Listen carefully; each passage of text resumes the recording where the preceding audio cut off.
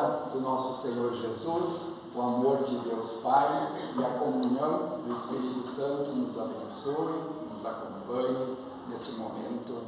Amém. Queridos, quando nós olhamos para o Evangelho que há pouco foi lido, nós vemos que Jesus, ele chama Mateus e há uma transformação total na vida dele. Mateus era um coletor de impostos. Ele era judeu, mas ele cobrava impostos para o Império Romano do seu próprio povo. E, normalmente, eram pessoas um tanto caloteiras, e assim eram reconhecidas, porque elas cobravam além do que deviam cobrar. E o povo tinha uma aversão muito grande para com os coletores de impostos, uma porque tinham que pagar para o império que os dominava, e outros porque eles mesmos eram muito caloteiros. No entanto, Jesus entrou na vida de Mateus. Aquele não foi o primeiro momento que Mateus viu Jesus. Mateus já vinha acompanhando e vendo a movimentação de Jesus e as mensagens que Jesus vinha proferindo. E a mensagem, a palavra de Deus, ela é como uma semente que é lançada e o solo pode produzir ou não. E aquela semente foi lançada no coração e ela foi germinando. E chegou o momento de Jesus dar aquele toque final. E ele então foi aonde Mateus estava e ele chamou Mateus, simplesmente dizendo: siga-me. E Mateus, ele largou o que ele estava fazendo, deixou para trás a vida dele que ele antes vivia, e ele passou a seguir Jesus. Ele fez um jantar, um momento de refeição com as pessoas com as quais ele se relacionava. Normalmente as pessoas se relacionam com o mesmo tipo de pessoas que elas próprias são. E os amigos de Mateus eram pessoas que também não eram muito bem vistas, porque também viviam em situações bastante comprometedoras. Mas estavam lá naquela janta, naquela refeição, Jesus, os discípulos, Mateus e os amigos de Mateus. E então, os líderes da igreja, os fariseus, olharam para aquilo e perguntaram para os discípulos: mas como o mestre de vocês come com pecadores, pessoas da pior espécie? Isso não é legal na compreensão deles.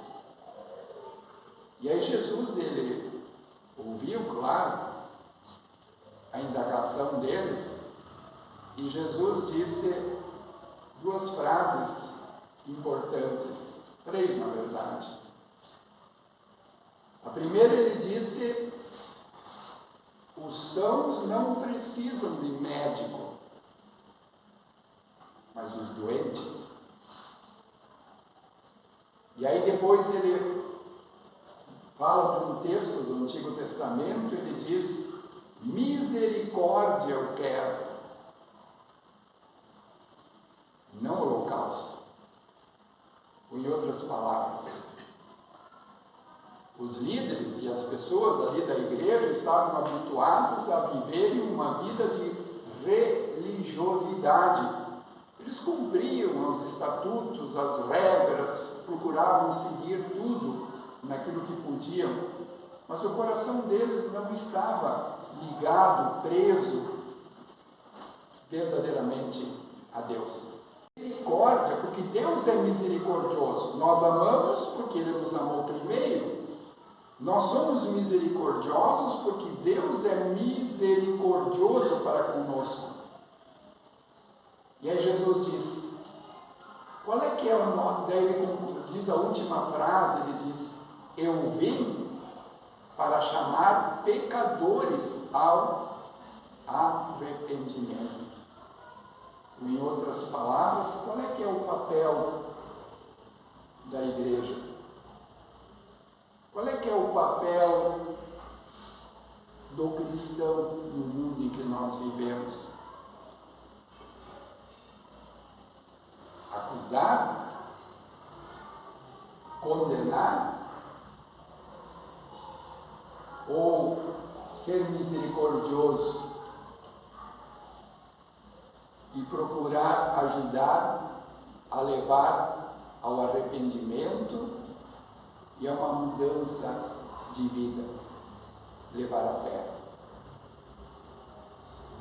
Jesus agiu na vida de Mateus e transformou a vida de Mateus. E ele foi um grande discípulo, do qual também escreveu o Evangelho de Mateus, do qual está o nosso texto.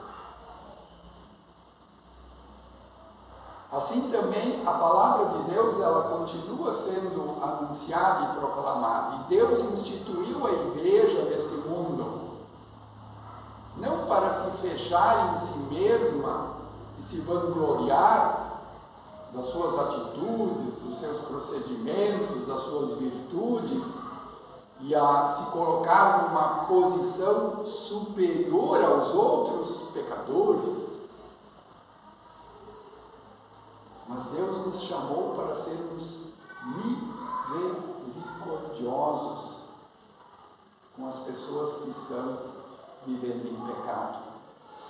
Pessoas para a fé. Transformar a vida das pessoas, não condená-las.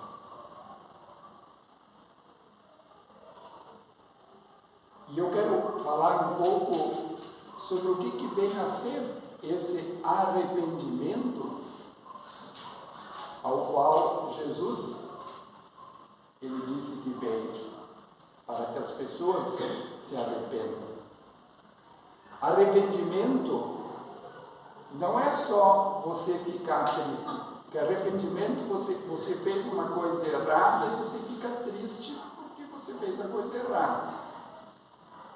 Mas não basta você ficar triste por constatar que você está errado e que você fez a coisa errada.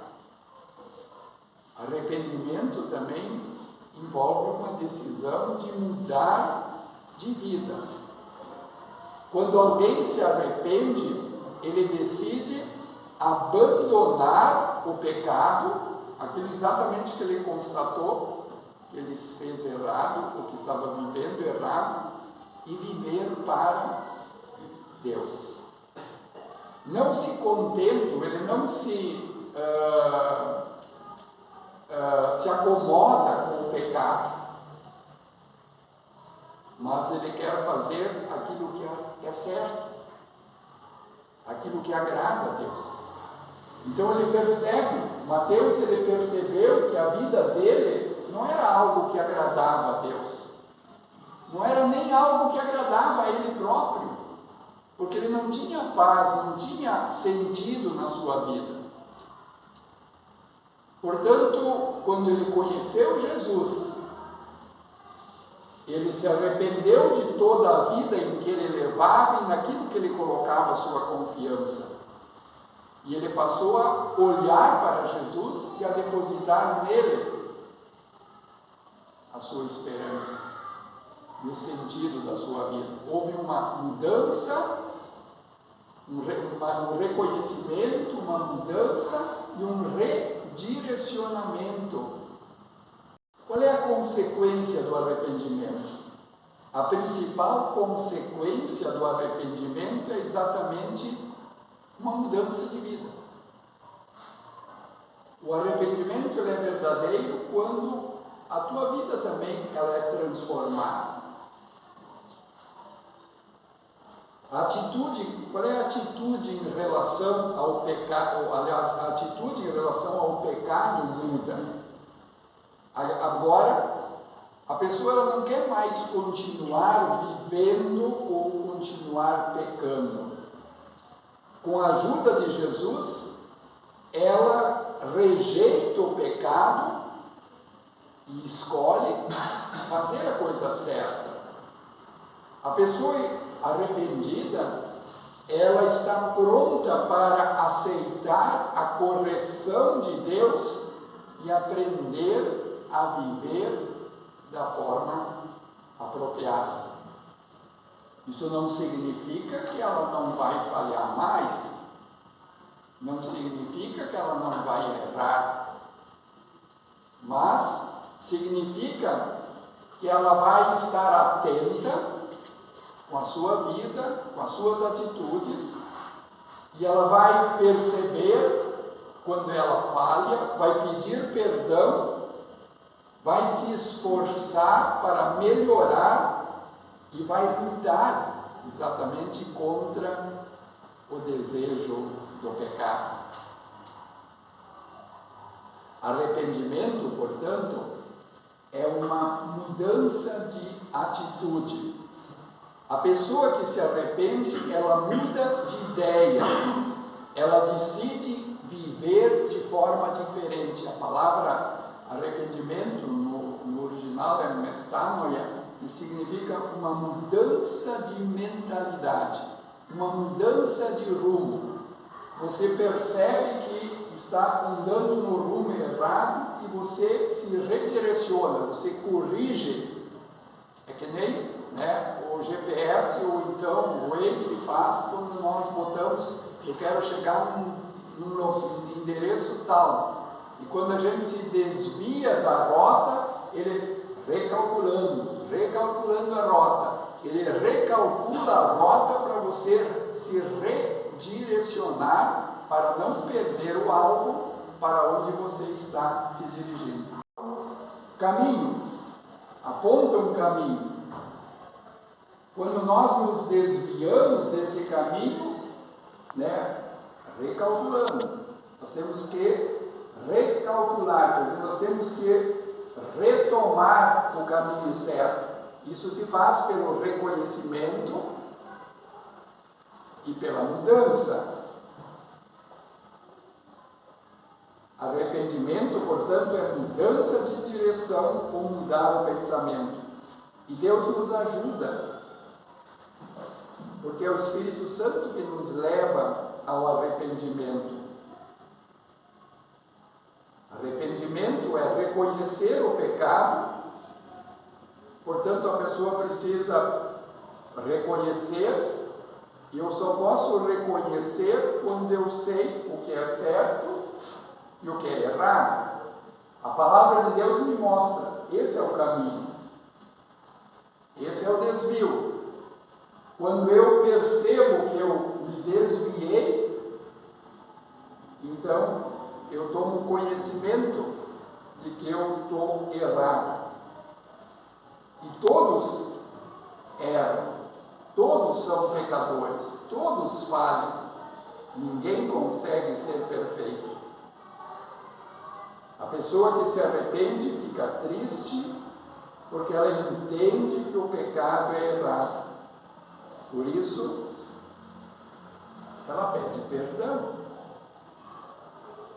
E a consequência do arrependimento, ao qual o Espírito Santo nos leva, ele nos mostra o nosso erro, nos leva a reconhecer o erro, nos leva a nos arrepender do nosso caminho errado, e ele nos oferece o perdão. Portanto, agora não precisamos mais viver com o peso de consciência. Ela entende que ela não está mais debaixo da condenação. Se o salário do pecado é a morte, é o juízo, a condenação, eu sei, é isso que eu mereço, porque eu sei que eu sou pecador, eu sei que as minhas atitudes não são perfeitas, eu sei que não posso confiar naquilo que eu faço, mas eu posso confiar naquilo que Jesus fez por mim. Assim como vimos na leitura da epístola, Abraão não podia confiar de que ele, na sua idade de 100 anos, e a sua esposa na idade de 90 anos, podiam ser pais. Mas se Deus prometeu, ele creu. E Deus cumpriu a promessa. Assim também nós, a nossa razão, nós estamos acostumados de que nós precisamos merecer, fazer por merecer. Normalmente se diz, eu preciso merecer. E aí as pessoas ficam, mas será que eu mereço o céu? Será que eu mereço o perdão? Será que eu mereço a graça de Deus? Não, não mereço. Mateus não merecia o olhar compassivo, a compaixão de Jesus, porque ele não fez nada por merecer, mas Jesus se compadeceu e o chamou e transformou a sua vida. Assim também Jesus olha para cada um de nós e ele não espera que nós mereçamos, que nós sejamos melhores do que os outros, mas ele nos chama. Você é meu, eu paguei pelo teu pecado, venha, me siga. Como nós olhamos e aceitamos o convite de Jesus? Venham a mim, vocês que estão cansados e sobrecarregados. Eis que eu estou à porta e bato. Como nós reagimos à ação de Deus em nossas vidas? Ele espera que nós também reconheçamos, sim, que não somos merecedores, mas que nós olhemos para a graça e a misericórdia e o amor que Ele tem para conosco. Deus amou o mundo. Deus amou a cada um de nós de tal maneira que Ele deu o seu Filho unigênito para que todo aquele que nele crê não pereça, mas tenha a vida eterna. Com o tempo, a nossa vida de arrependimento, ela traz muitas mudanças em nossas vidas. Deus, Ele nos liberta do nosso pecado para que nós também possamos praticar boas obras, termos uma vida diferente. Porque a fé também nos leva aos frutos. Sim? Nós não somos salvos pelo que nós fazemos, mas pelo fato de nós sermos salvos, nós vivemos a fé que nós temos. Por isso Jesus disse, eu quero que tenham misericórdia, que tenham compaixão, que amem o seu semelhante, assim como Deus nos amou. Nós não merecíamos o amor dele, mas ele nos ama. Assim também as pessoas ao nosso redor podem não merecer, mas precisamos ser misericordiosos para com elas, para que também nós estejamos sempre com os nossos ouvidos da fé atentos, para vivermos diariamente o nosso batismo, que conforme Lutero diz, se arrepender diariamente dos pecados e de suas consequências e deixar ressurgir um novo homem, uma nova vontade, que seja de acordo com o propósito de Deus. Que Deus preserve-nos nessa fé contínua, o seguindo e confiando nele.